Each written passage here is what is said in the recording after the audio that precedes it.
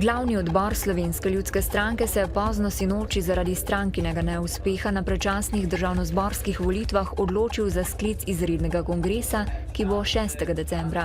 Stranka bo po sklepu glavnega odbora oblikovala koordinacijsko skupino za celovito analizo volilnih rezultatov.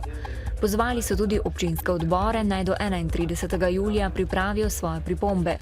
Na njihovi podlagi bo nato koordinacijska skupina pripravila analizo in do 15. avgusta še strategijo nastopa SLS-a na jesenskih lokalnih volitvah.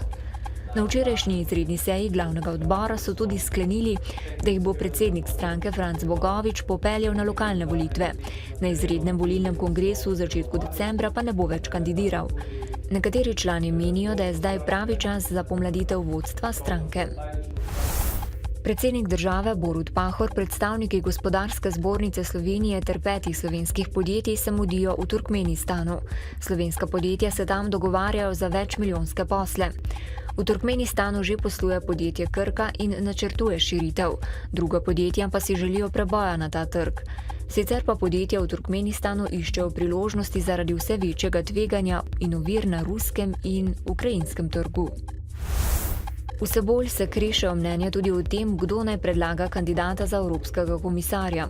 V stranki Mira Cerarja pravijo, naj se odločitev o kandidatu preloži na prvi teden avgusta, dotlej pa naj premierka Alenka Bratušek v odstopu opravi posvetovanja. Poslanec iz Nove Slovenije Jožef Horvat pa se zavzema za to, da bi kandidata predlagale stranke SDS, SLS in Nova Slovenija, torej zmagovalke na majskih evropskih volitvah. Danes začenja veljati novela zakona o varstvu dokumentarnega in arhivskega gradiva ter arhivih, ki je bila 8. junija predmet neuspelega referenduma. Novela med drugim spreminja dostop do arhivskega gradiva in podrobno ureja njegovo digitalizacijo. Glede dostopa določa, da gradivo nekdanjih družbeno-političnih organizacij, ki vsebuje občutljive osebne podatke, ne bo več prosto dostopno, pač pa bodo morali arhivski delavci te podatke pred predajo gradiva prekriti. Če bo uporabnik želel videti tudi občutljive osebne podatke, bo moral za to dobiti dovoljenje arhivske komisije. Se pa na drugi strani odpirajo arhivi, ki so bili do zdaj zaprti, denimo arhivi predsedstva Socialistične republike Slovenije, nekdanjih izvršnih svetov in sekretariatov. V prvem prijavnem roku je bilo na želene visokošolske zavode sprejetih nekaj manj kot 12 tisoč kandidatov oziroma skoraj 73% vseh prijavljenih.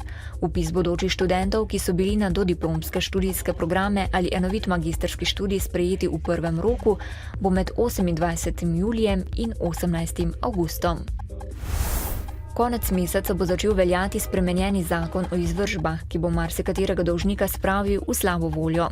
Zakon namreč določa, da dolžniku po izvršbi na računu ostane le še 70% in ne več celotna minimalna plača. Razpuščeni državni zbor, ki sicer obravnava le nujne zadeve, je novelo zakona sprejel v začetku julija, češ da je nujna, ker bo pospešila izvršilne postopke na sodiščih. Nafta Lendava zbira zavezujoče ponudbe za nakup hčerinskih podjetij Nafta Petrokem in Nafta Varovanje. Morebitni kupec Petrokema bo sicer moral družbo najprej dokapitalizirati z dobrimi 3 milijoni evrov. V Lendavi bodo ponudbe sprejemali do 5. septembra. Prodaja omenjenih družb, pa tudi industrijske čistilne naprave Petišovci, spada v proces finančnega in poslovnega prestrukturiranja Nafte Lendava, ki bo družbi dolgoročno omogočil kontinuiteto poslovanja in stabilnost. Število stanovanj v Sloveniji narašča hitreje kot število prebivalcev. Konec leta 2010 je bilo v Sloveniji dobrih 844 tisoč stanovanj, konec leta 2013 pa 1,5% več. Število prebivalcev se je v tem obdobju povečalo za 0,5%. V povprečju v stanovanju prebivajo 2,4 osebe. Povprečna površina stanovanj meri 81 kvadratnih metrov, več kot polovica stanovanj pa je v mestih.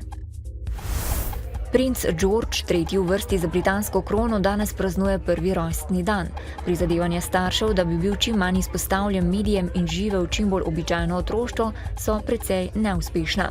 Prvi rojstni dan bo George preživel v zasebnosti Kensingtonske palače, v družbi svojcev in prijateljev. So pa v kraljevi družini, da bi zadostili nenasitnim domačim in tujim medijem, v nedeljo objavili novo uradno fotografijo malega princa, na kateri ga je videti, kako samostojno stoji. Vreme. Jutri bo sprva še pretežno oblačno in predvsem na vzhodu deževno. Vremenski vpliv bo obremenilen. Moteno bo tudi spanje v noči na sredo. Sredi dneva se bo od zahoda delno zjasnilo. Popoldne bo dokaj sončno, predvsem na severu bo možna kakšna ploha. V četrtek in petek bo delno jasno z občasno povečano oblačnostjo. Popoldne bodo nastale krajevne plohe in posamezne nevihte. Danes v Dnevniku televizije Maribor. Subvencije za zaposlovanje starejših. Kako v prihodnje do evropskih sredstev. Letošnje muhasto poletno vreme slabo vpliva na vrtnine. Novice Štajerske, Pomurja in Koroške ob 18.